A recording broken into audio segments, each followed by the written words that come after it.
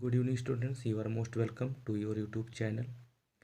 Students, हमने पिछली कक्षा में क्लास 12th के इंग्लिश की टेक्स्ट बुक से जो फर्स्ट चैप्टर है उसके 9 पैसेज हमने स्टडी किया था। आज हम इसके बाकी के बचे हुए पैसेज को पढ़ेंगे। तो आज हम 10वां पैसेज पढ़ते हैं, देखते हैं। आफ्टर द ग्रामर, अर्थात ग्रामर की पढ़ाई करने के बाद, we had a lesson in writing, हमें लिखने का काम दिया गया। यानी जो टीचर थे यम हेमेल, वो ग्रामर पढ़ाएं, हमने 9वें पैसे में पढ़ा था। तो उसके बाद कह रहे हैं कि we had a lesson writing, हमें लिखने का काम दिया गया। That day M Hamel had new copies for us, उस दिन एम हेमल के पास हमारे लिए नई कॉपियाँ थी। Written in a beautiful round hand, written in a beautiful round hand, round hand का मतलब होता है वक्राकार तरीके से लिखे हुए। ठीक है, क्या है कि written in a beautiful round hand, जिस पर सुंदर वक्राकार लिखावट में लिखा गया था। और क्या लिखा गया था? फ्रांस एल्सेक, फ्रांस एल्सेक, यानी उस पर फ्रांस एल्सेक, फ्रांस एल्सेक जो है सुंदर वक्राकार तरीके से लिखा गया था। They looked like little flags floating everywhere in the school rooms. They looked like, अर्थात वे ऐसे दिखते थे मानो little flags floating everywhere in the school room. Little flags अर्थात छोटे छोटे झंडे, फ्लोटिंग माने तैर रहे हैं या फिर लहरा रहे हैं, everywhere in the school room, school के कक्ष में प्रत्येक जगह। ठीक है, यानी वे ऐसे दिखते थे मानो स्कूल के कमरे में हर जगह छोटे छोटे झंडे लहरा रहे हैं।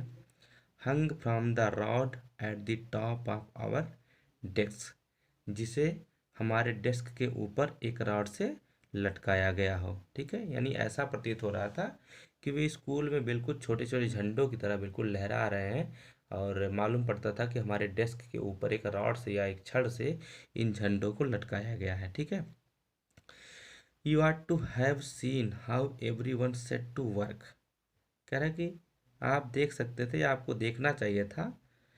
How every one set to work, हर कोई कैसे अपने काम में लगा था। ठीक है, यानी आप देख सकते हैं कि हर कोई अपने काम में कैसे लगा था। And how quiet it was, और सब कुछ कितना शांत था।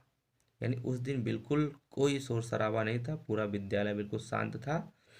And the only sound was the scratching of the pens over the paper.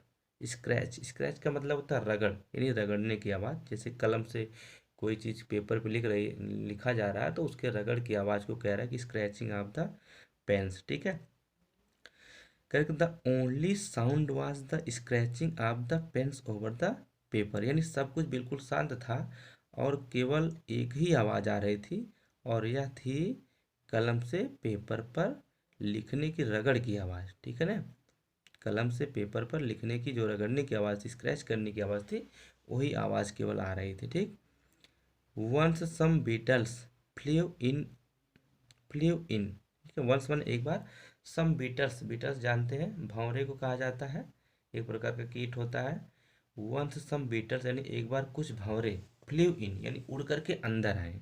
ठीक, but nobody paid any attention to them, but nobody, लेकिन कोई भी व्यक्ति यानी चाहे स्टूडेंट्स हो या फिर teacher, paid any attention to them, इस पर कोई ध्यान नहीं दिया।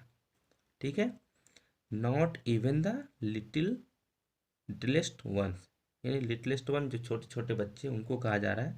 कह रहे कि नॉट इवन द लिटिलेस्ट वंस, यहाँ तक कि छोटे बच्चों ने भी बिल्कुल ध्यान नहीं दिया।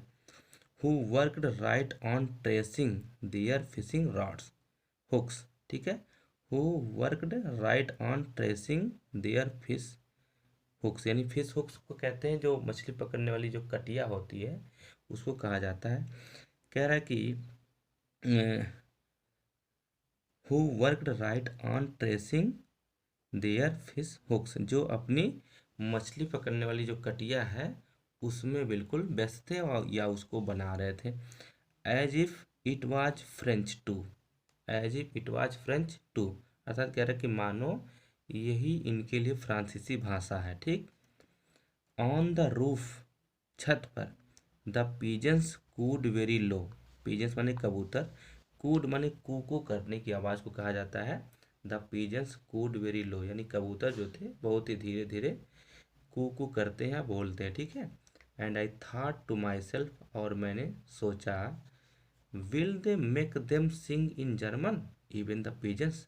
ये जो फ्रेंड ये कह रहे हैं कि मैंने सोचा कि क्या they make them sing in German even the pigeons, क्या वे कबूतरों को भी जर्मन भाषा सिखा देंगे, ठीक है। तो इस तरह से देखिए हमने इस पैसेज को पढ़ा। चलिए एक बार रिवाइज करते हैं, फिर आपको अच्छी तरह से क्लियर हो जाएगा।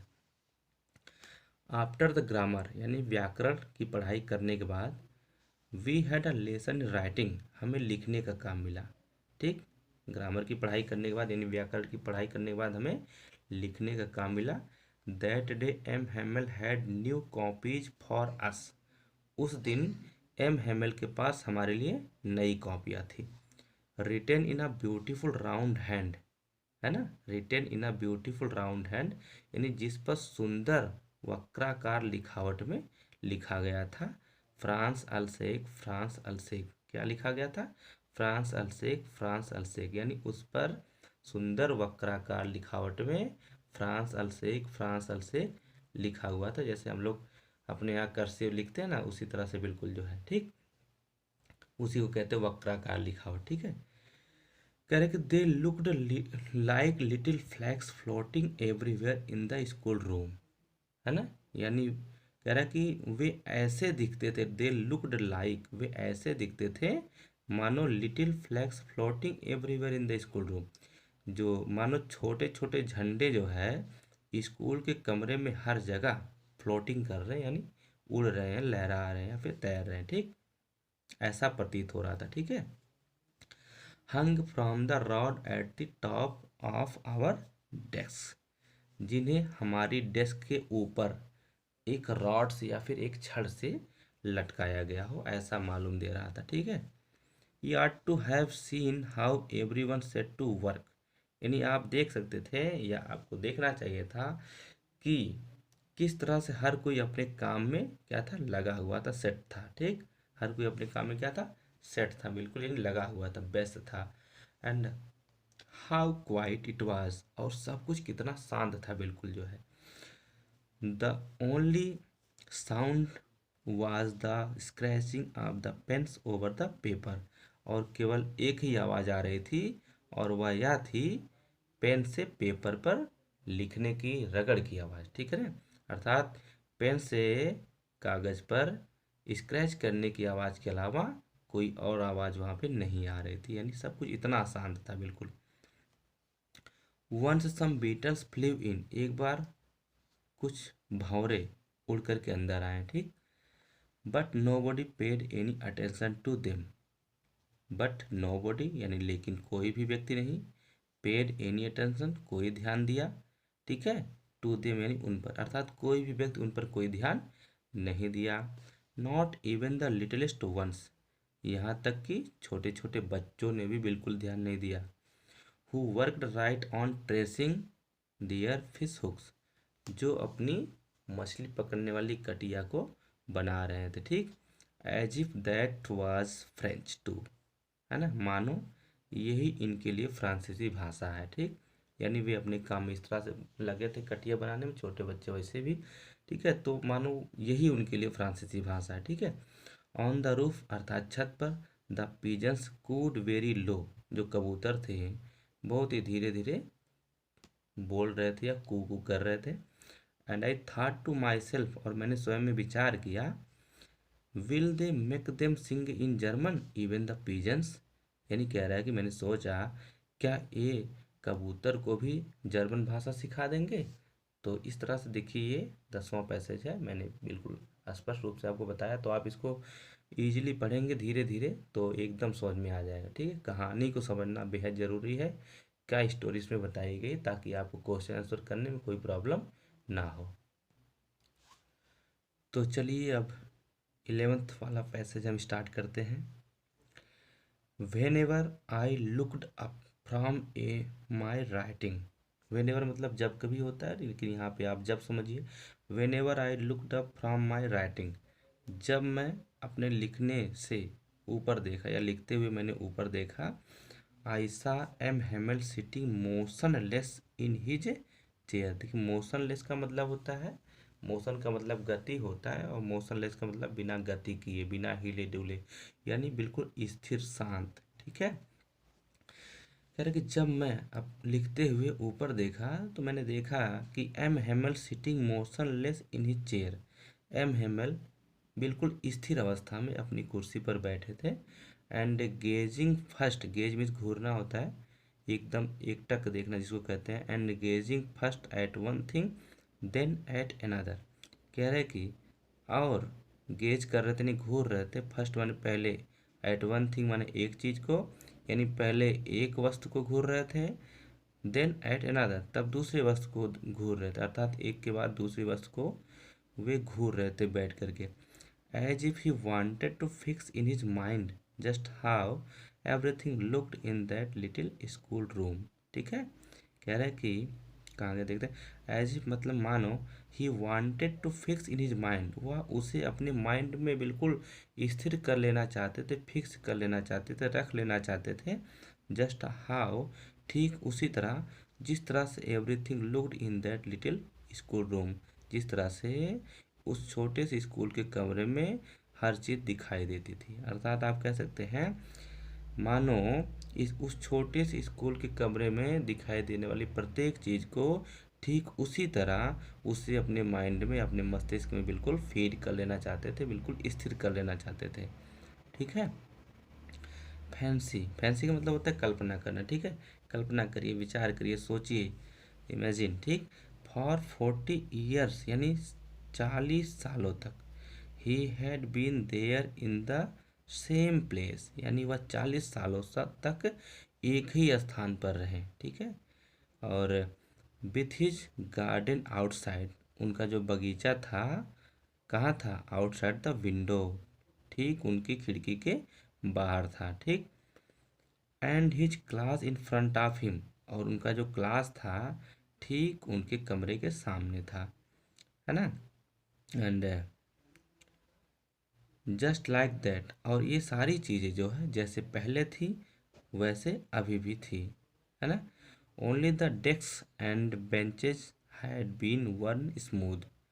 ओनली अर्थात केवल, द डेस्क यानी जो डेस्क थी, एंड द बेंचेज और जो बेंच थी, हैड बीन वर्न, वर्न मीन्स होता है घिस जाना। ठीक है, स्मूथ, स्मूथ मतलब होता मुलायम हो जाना या चिकना हो जाना। ठीक है, केवल डेस्क और बेंच जो है घिस करके क्या हो गई थी, चिकनी हो गई थी। अर्थात कुछ नहीं बदला था, केवल क्या बदला था, डेस्क और जो बेंच थी वो घिस करके चिकनी हो गई थी।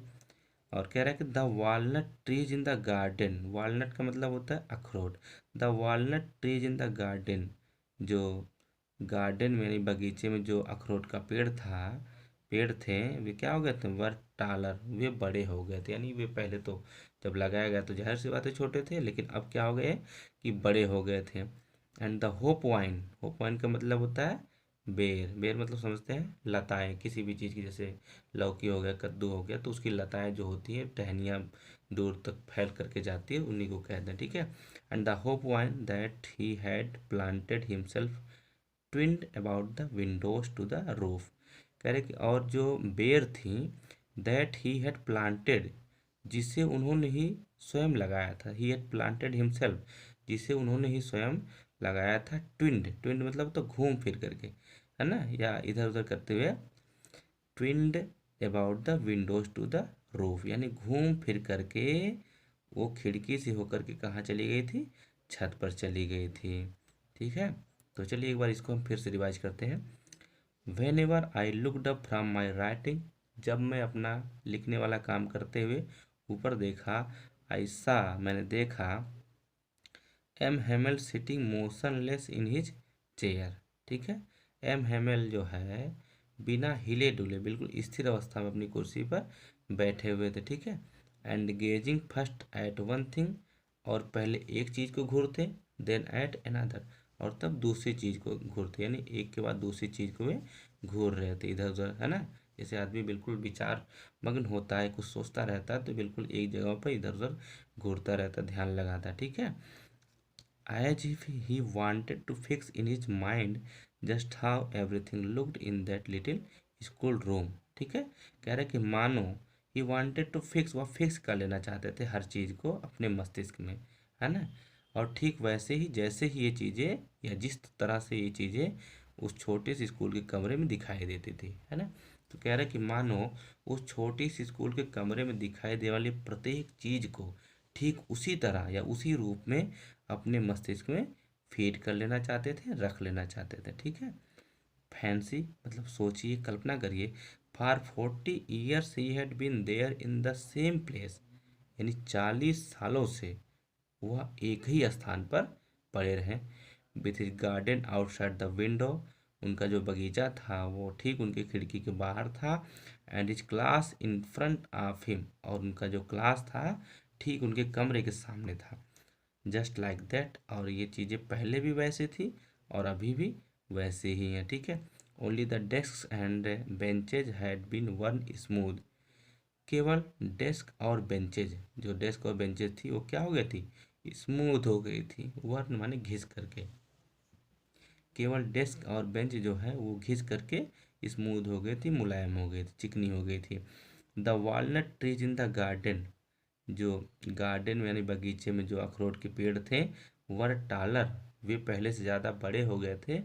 एंड द होप वाइन, और जो बेरें थीं दैट ही हैड प्लांटेड, जो उन्होंने ही स्वयं लगाया था himself, twined about the windows to the roof, घूम फिर करके खिड़की से होकर के कहाँ चली गई थी, छत पर चली गई थी।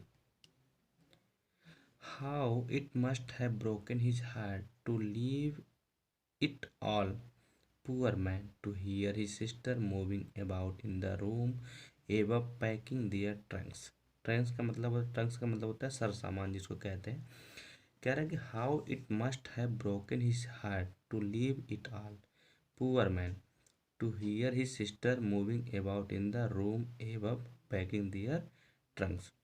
अर्थात अपनी बहन को ऊपर वाले कमरे, यानी यहाँ से देखते हैं, पूरा ध्यान समझिएगा, अपनी बहन को, ठीक है, इन द रूम एबव यानी छत के ऊपर वाले कमरे में, ठीक है, अपनी बहन को छत के ऊपर वाले कमरे में इधर उधर टहलते हुए, मूविंग अबाउट, इधर उधर टहलते हुए, अपने सामान को पैक करते हुए या अपने सामान को पैक करने की आवाज़ को सुनकर, ठीक है, अपने सामान को पैक करने की आवाज़ को सुन करके तथा इन सभी चीज़ों को छोड़कर जाने से उनका हृदय किस तरह से टूटा होगा। ठीक है, how it must have broken his heart to leave it all, अगर ऐसे समझ आए कि उनका हृदय इन सभी चीज़ों को छोड़ने से किस तरह से टूटा होगा। पुअर मैन यानी उस बेचारे आदमी का, ठीक है ना, अर्थात इस बेचारे आदमी का हृदय इन सब चीज़ों को छोड़ कर के जाने से किस तरह से टूटा होगा। To hear his sister moving about in the school room, ठीक है, जो अपनी बहन को ऊपर वाले छत के कमरे में इधर उधर टहलते हुए सुन रहा था। पैकिंग दियर ट्रंक्स, जो अपने सामानों को बांध रही थी। For they must leave the country next day, क्योंकि वे अगले दिन इस देश को छोड़ करके चले जाएंगे। ठीक है, फिर से देखते हैं, how it must have broken his heart to leave it all, ठीक है, poor man, to hear his sister moving about in the school in the room above packing their trunks. ठीक है, तो ध्यान समझिएगा, अपनी बहन को ऊपर वाले छत के कमरे में अपने सामान को बांधने के लिए इधर उधर टहलने की आवाज़ को सुन करके और इन सभी चीज़ को छोड़ करके जाने से उस बेचारे आदमी के हृदय किस तरह से टूटा होगा। ठीक है, for they must leave the country next day, क्योंकि वे अगले दिन इस देश को छोड़ करके चले जाएंगे। ठीक है, तो इस तरह से हमने इस 11th नंबर पैसेज को पढ़ा और इसको आप बिल्कुल आराम से पढ़ेंगे, कोई दिक्कत नहीं, समझ में आ जाएगा। ठीक, thanks for watching this video.